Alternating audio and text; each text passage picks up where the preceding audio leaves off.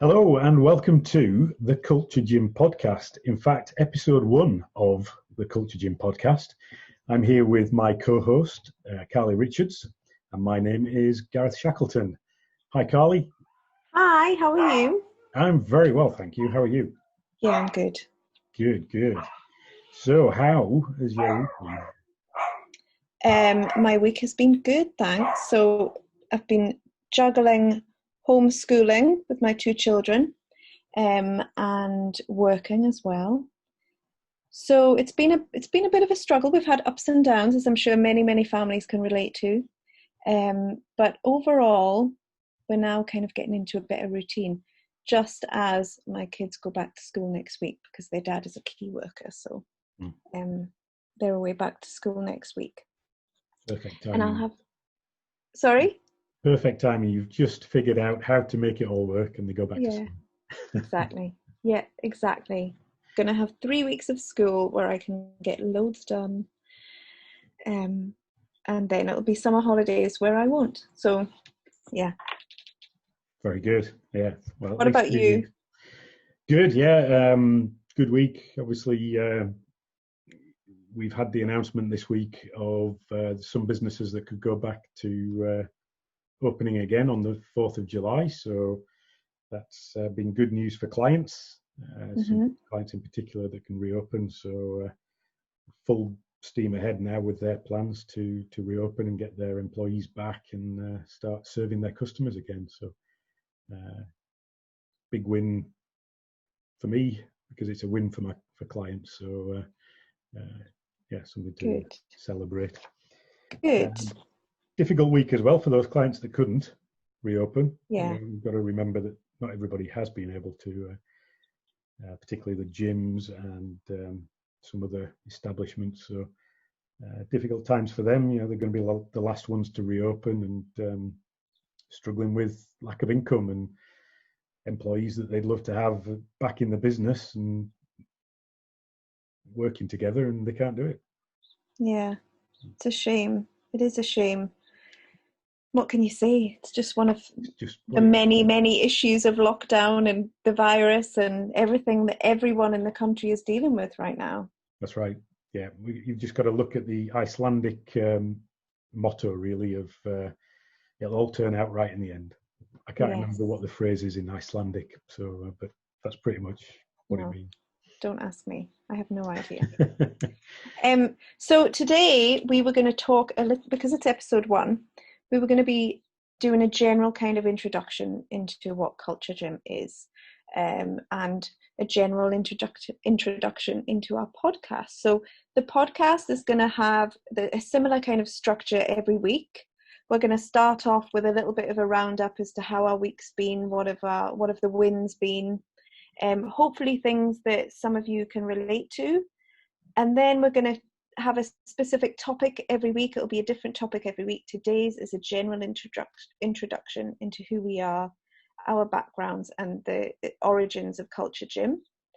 And then a bit of a Q&A at the end. So any questions we may have been asked during the week, if anyone wants to send in a question, then feel free to email us or get in touch.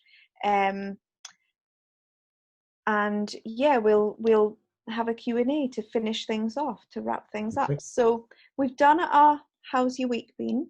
Why don't we get into the topic this week, which is our backgrounds and the origins of Culture Gym. Do you want to start? The origin story. Yeah, indeed. So my background, how far back shall we go? But not too far. Not too far back. Not all the way back to kindergarten. So I when we met, working as a business coach, working with small, medium-sized businesses, and specifically working with the owners of those businesses, helping them to grow, put systems and strategies in place that would support that growth.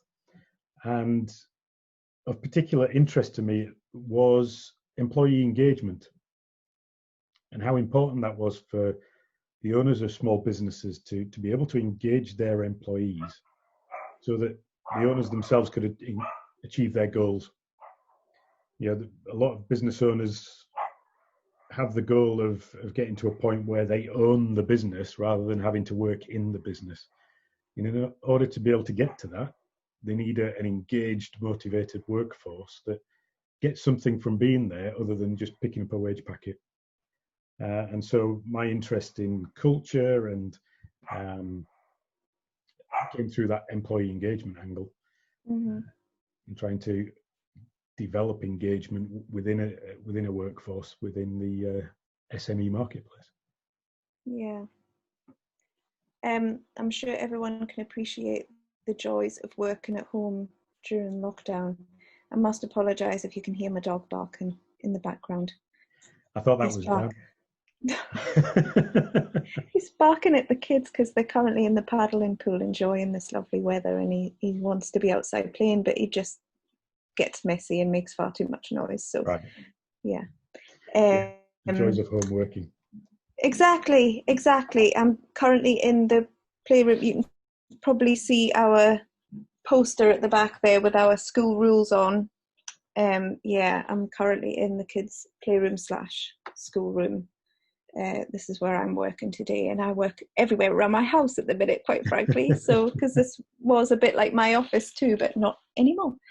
It reminds me of the Walt Disney story where he would work in different rooms depending on what function within the business he was dealing with at the time. Oh, so, really? Yeah, he'd have a room where he could be creative to think about his next film, but he'd have another room where he would go and do his financial work.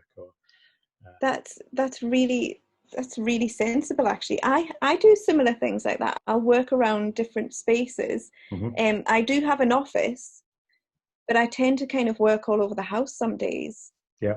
So, yeah, that's interesting. Good idea. Change your environment. It's one of the most effective things you can do to change your productivity. You're stuck in a place and you're not being productive. Go somewhere else where you can get a different feel and change your environment. Yeah, definitely. Environment's key. Yeah. I'm sure that's something we're going to cover at some point during this podcast. Yeah. So before we get down that rabbit hole, let's find out a little bit more about you, Carly. Just so you know, me and Gareth, when we have conversations, we do tend to go down many rabbit holes. So just be aware of that. We'll try and avoid it, though. We will. So my background is predominantly in psychology. I did my undergraduate degree in psychology and counselling, then worked in the mental health field and health behaviour change field for a long time. I worked in the NHS as a health improvement specialist and did a lot of project management work to set up health behaviour change programs within that field. Did the same in the mental health field, and then kind of fell into coaching as well alongside that, and used a lot of my coaching training in my work. But then fast forward, set up my own coaching business when I had my children. And it just kind of snowballed from there. I continue to use psychology in my work. Currently doing an MSc in organisational psychology, almost finished that. So at the minute I'm working as a business psychology consultant, and the businesses that I started to work with were fairly small, some just single person businesses. And that's really just grown as I've grown and my knowledge and experience has increased. Always been a passion of mine to work with companies and with businesses, and psychology is I don't know anything else other than, I wouldn't say analysing people, but just really trying to understand where they're coming from and really understand how people tick and why we do things in the way that we do, and what makes us different, what makes us unique, but what makes us very similar. Yeah. So when you and I met, we were introduced by a mutual colleague, and when we met, we had some great discussions because we were kind of thinking along the same lines, weren't we? And then we stumbled across this mutual respect for culture and organisational culture, I think. And that's sort of where it all started. I was working on something that was my own model that I developed to do with fairly similar to something called psychological capital. And I was using an acronym, Hero Gems, which was all to do with people's psychological fitness, really. And so then that helped us discuss cultural fitness and what's the cultural fitness of an organization. Yeah. And when other companies are working on culture, I'm sure a lot of the work that they're doing is absolutely great and spot on, but is there something that we're missing?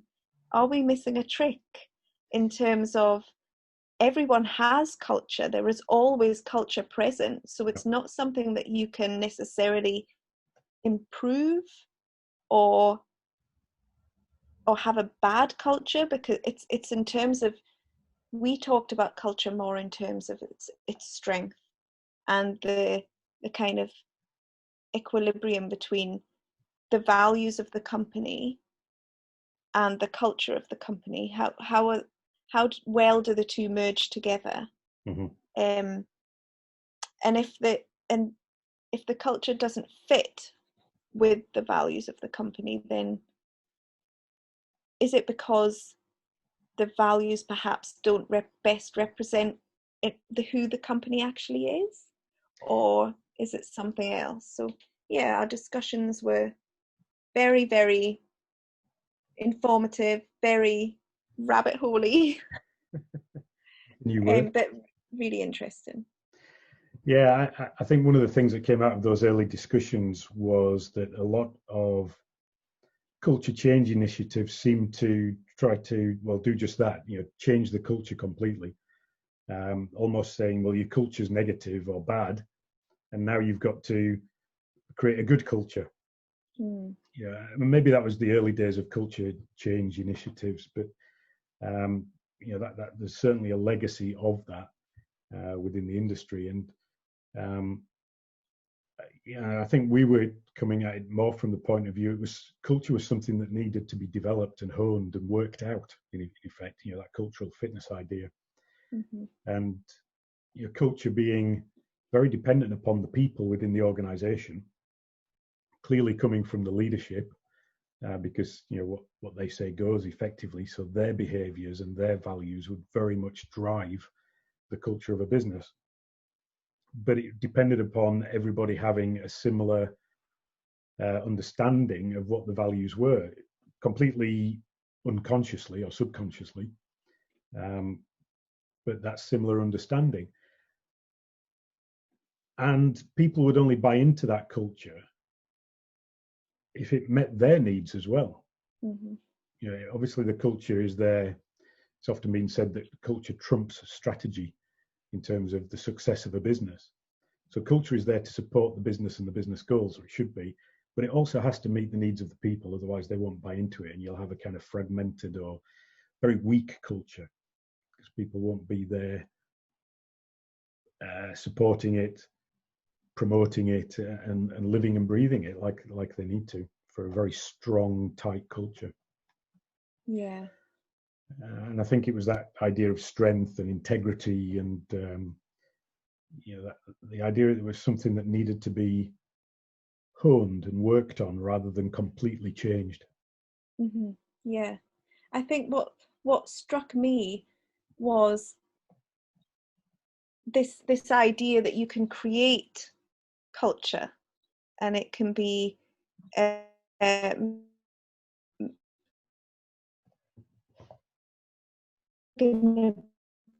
because you have certain types of people working for you, and you have a certain type of leadership. My internet is unstable. It's breaking up a little bit, so the video's frozen now. That is annoying. What about now? Yeah, I'm back. Am I okay? Yeah, we can cut that bit out. Yeah. So this whole idea that it can be manufactured and create a false culture that just doesn't work with the people who are in the business currently, with the leadership who are there, with the the aims and the goals that they want to achieve. And I think that one thing that's really important for me anyway, when it comes to an organizational culture, in an ideal world perhaps, but I think it's achievable, is an honest culture where leaders of a business say, this is who we are, we're proud of who we are, this is where we want to get to in terms of our achievements, this is where we've come from, this is going to be our legacy. And they acknowledge that, yeah, things could be better. You know, we could perhaps do more for employee well-being, or I don't know, we could do more for our customers, or show who we are that little bit more. So culture can be strengthened, but I don't necessarily agree with the notion that it can be manufactured. Yeah, absolutely. And made into something that's not. It's a bit like, and I'm sure we used this analogy in the early days of the conversations. It's a bit like trying to develop your physique as a person, and you've got two options. One is to go down the plastic surgery. Yes, aspect, we did. Where you can, you get a buttock lift and a breast enlargement and implanted biceps, maybe if you're a man. I don't know what's possible. I've never looked. Oh, all sorts now. Yeah. Honestly, you can get all sorts. So lip enhancements, all sorts of things. Yeah. Botox. So you can go down that route, the kind of shortcut, if you like, and that's where you're transplanting a culture, if we use the analogy. Or you can go to the gym, you can go for a walk, get some exercise, work out in a way that's going to help to improve your health, your fitness, and your physique, if that's what you're particularly interested in. It was that whole notion of you can be exactly who you are, but just the best version. Of yourself. And I remember that conversation. That was one of many great conversations. And I completely agree. I think you can, in terms with culture as well. That's why we really clung on to this whole cultural fitness idea, wasn't it? Yeah, to improve and strengthen who we actually are, but without changing who we actually are. That's right. Working on what's already there and not improving it necessarily, just honing it and becoming a better version. Yeah. So so from there we kind of developed this whole business idea around Culture Gym, didn't we? And because of our personalities, who we are, and how we work, we both have a science background. You've forgotten to mention that you have you're actually Dr. Gareth Shackleton. I am. I often don't mention that, so yeah, thank you. Well, you should. You really should, because it's very important. And you've worked hard to get that title, so you deserve to be recognised. But a doctor, you can explain that a little bit better than me. Yeah, I have a PhD in biochemistry and toxicology. Yes.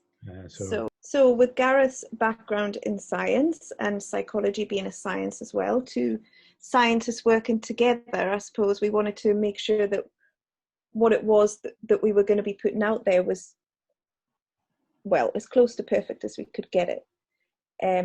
So we worked really hard in the beginning on clarifying our message, clarifying exactly what it was that we wanted to deliver, where we wanted to take clients to and from, who we were going to be working with, all the things you probably should work on when you're putting a new business idea together. So, and the rest is history, really. Here we are on our first podcast, which is exciting and something I've actually wanted to do for a really long time, and I believe you have as well. Indeed, yeah, it was one of those media, really, isn't it? I mean, everything's video, but audio is becoming very popular as well, and podcasting, and just think it's a very good media to get a message out there, an important message, if you've got one, and I think we do. I think I definitely agree that we've had in the past, and it's a value for people to hear that, and also, with the network of people that we have within the realm of culture, which is a vast realm anyway, but we can bring in, I think, interesting guests, and that's something for listeners to look forward to as well. Yeah, so that's exciting. We've got lots of people that we want to ask to be part of the podcast. And if you think you've got something as a listener that you're listening to this thinking, actually I could bring something to this podcast, and by all means get in touch with us and tell us a little bit about yourself and what it is that you'd like to discuss. We're hoping to bring in leaders. We're hoping to bring in experts in the field of culture, experts in the field of business psychology, organisational psychology, engagement, development, all of these things that are really important to culture. So, do get in touch with us. Mm-hmm. And I think in general, we're aiming this podcast at leaders. But also, if you're an employee and you think you're going to get something from this because it's talking about culture and you're interested in culture, any experts in the field who are serving companies mm-hmm. in relation to their culture, I think would perhaps enjoy this podcast too. So that's where we're headed. We're headed for lots more guests, lots more discussions.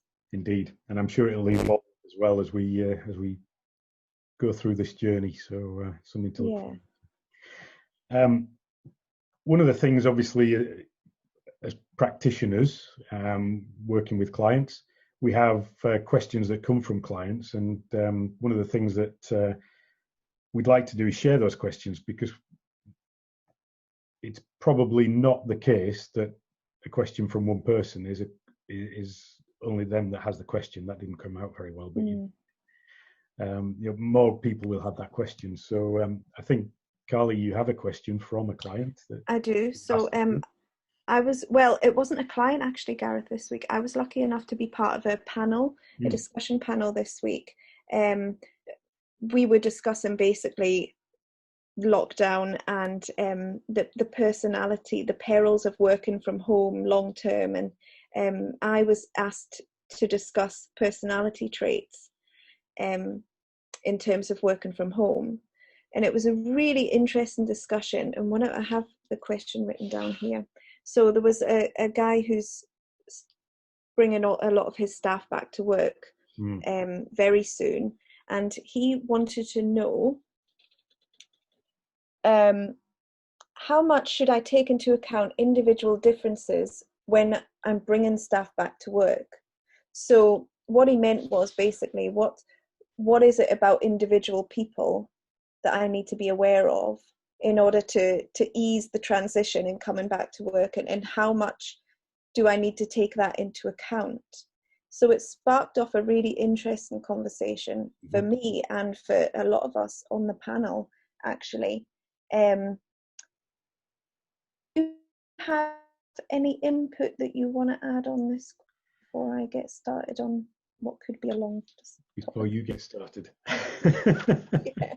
Well, I'm very aware that this is right up my street, and I don't want to just go off on one. Yeah. So let's make it more of a discussion. Yeah, having been in, I mean, not necessarily in this situation, because none of us have been in exactly this situation with coronavirus before, but having been in that management position of perhaps people being off sick at least in the past, and from a very practical point of view, you understand, or I understand, that people are different, and it absolutely should be taken into account that that your employees are all different and individuals, and they're going to react to this situation of coming back to work in a very different way. They're going to have different fears and different motivations, different drivers, and that's all on top of their personality differences. Just looking at very simple personality profiling of, a DISC profiling or Myers-Briggs, the introverts will behave very differently to the extroverts. The introverts might be very happy at home, working from home. The extroverts much happier, maybe having that social environment and all being able to get together. But Yeah. equally, the extroverts will be maybe struggling with the social distancing aspect of not being able to hug each other and touch each other and all of that stuff. So Yeah. all of that needs to be taken into account from a personality point of view, just to start with. And then what are people's fears around infection control? Everybody's going to have a different point of view on that. That needs to be accounted for as well. Motivations, some people will want to be there because they want to earn their bonuses again, or just want to be at work because they get fulfillment from it. And others may not be quite so motivated. So as a manager, what's your role in inspiring those people that aren't quite so motivated? Yeah. Understanding that lack of motivation. So, yeah, I think without putting a framework on it, which with a bit more time, perhaps I could have considered a framework, but, 3 or 4 things there: personality style, motivation, fears. That's at least 3 things to consider from an individual point of view that is going to be very different across the whole workforce. Yeah, I completely agree. So my answer generally was, I think it should massively be taken into consideration, because as you say, not only are we made up completely of individual differences, and when we talk about individual differences in psychology, we're generally talking about everything that makes us unique. So whether that's, as you say, personality, whether it's situational, whether it's our life experiences, and our behavior and who we are changes on a second to second basis according to, yes, our personality, which is fairly fixed throughout our life. We are who we are, but also because of things like how much sleep did we get the night before, and what are we dealing with that's affecting that. Maybe you've got a toddler and a 6-month-old who are both keeping you up quite a lot during the night, and you've just had to deal with 0 childcare for the last 3 months. Yeah. So I think certainly what I recommended to him was to do some sort of audit before his staff return to work. Whether that be, depending on the size of the company, whether that be him on a one-to-one basis, or whether he delegates some of that to his management team. And I think it's really important just to ask questions around, first of all, if you can do some sort of personality audit. Now, I know you and I differ slightly in the tools that we use. So you're experienced in DISC profiling. My experience is predominantly to do with NEO, although there are some other tools that I'm looking to use. And in psychology, there's obviously an awful lot of research that goes into supporting these tools and which ones are valid and which ones are reliable and that kind of thing. So personality, if you can do that, I recommended that you should do something like that. Also, perhaps a smaller kind of stress audit to find out what's caused the stress, if they've had any, why is that occurring, what's going on at home. So a simple discussion about, how are you, what's been happening.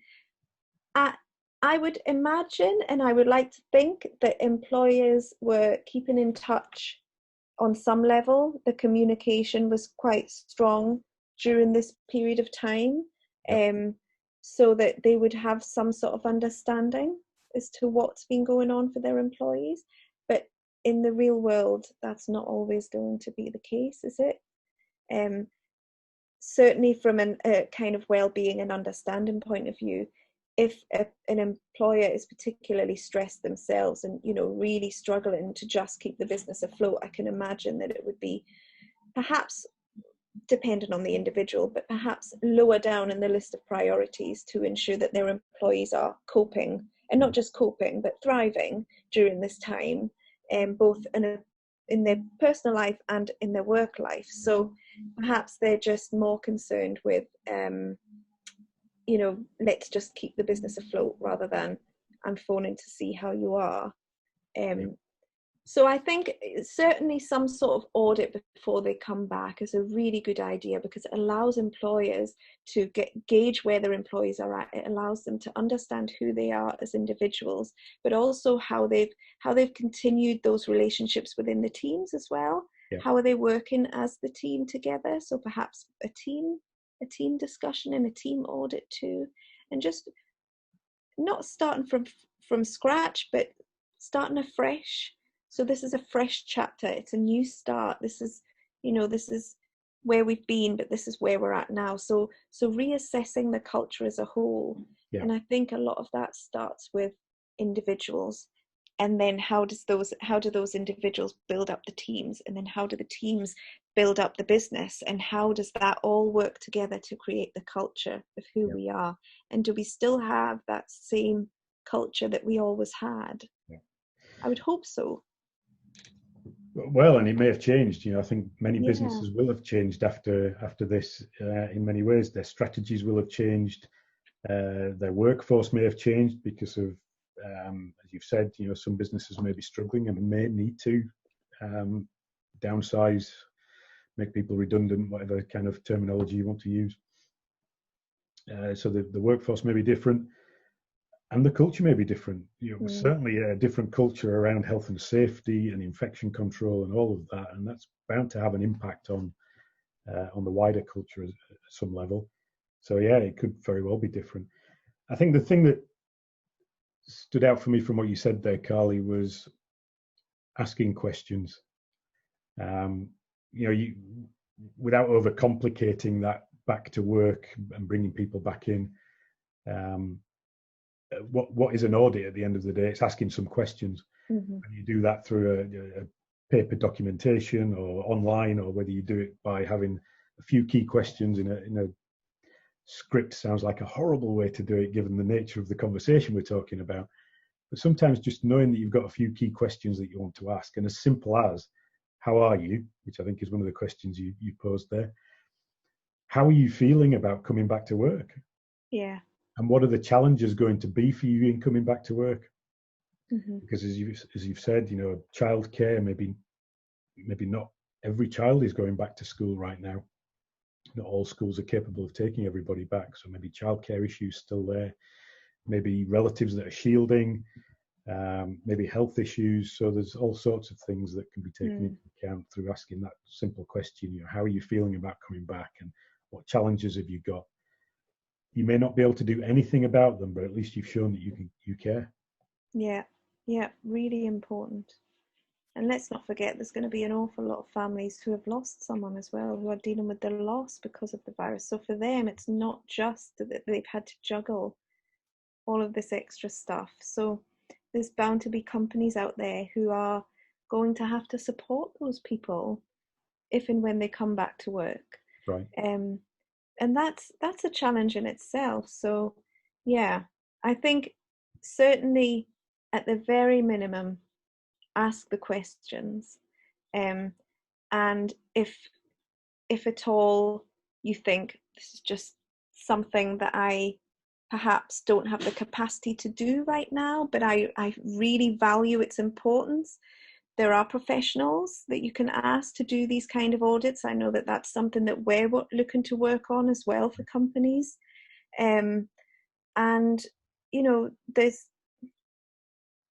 I think ultimately, as long as the intention is there, yeah, the intention is good, and you recognize the value in understanding, which this gentleman who asked the question clearly does, because otherwise he wouldn't have asked the question. Yeah, the question's coming from a good place. Yeah. Any final comments, I think, on you're putting in place support structures to help employees back to work under the circumstances? I think just to finish off on that point. Mm-hmm. Yeah, I think that's just it. Just look at, every business is going to be unique, and that's where I suppose a professional really is worth their weight in gold. because they can look at a business and say, right, okay, we know that this is an issue. We're coming at it from an outsider's perspective. And sometimes just a fresh pair of eyes really does help. But I think certainly businesses should be looking at auditing, or at least asking questions, communicating to their staff to find out how they are, where they're at, who they are, and how they've coped. Yeah. And then, as you say, putting in place certain support structures to accommodate those things. So perhaps employees need more support with their well-being. Yeah. Perhaps they need more support with their environment and the physical aspects of working, or the perhaps they need more kind of general support to be eased in on a slower basis, or they need extra finances for childcare, or as that's allowed.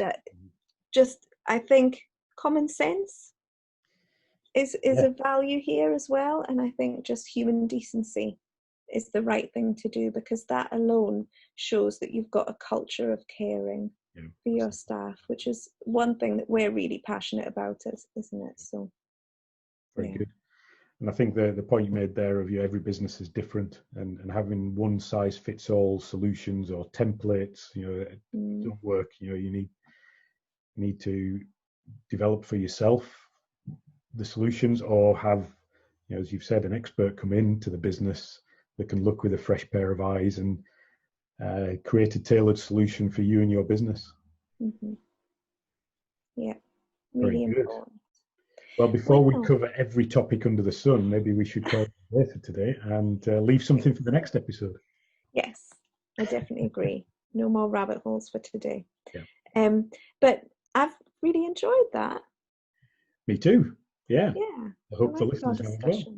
Well, I hope so. I hope they found many things of value, but at least one thing of value. And if you want to get in touch with us, if you want to ask any questions for our Q&A, if you want to be part of the podcast, please get in touch. If you want to give us any feedback, then please do. We're really keen to see how we can improve the podcast or cover topics that you think would be of interest to you as well. Other than that, I think we're good to go until next week. We'll see what it brings. Have a good week, everybody, and we'll speak to you again next week. Bye. Bye.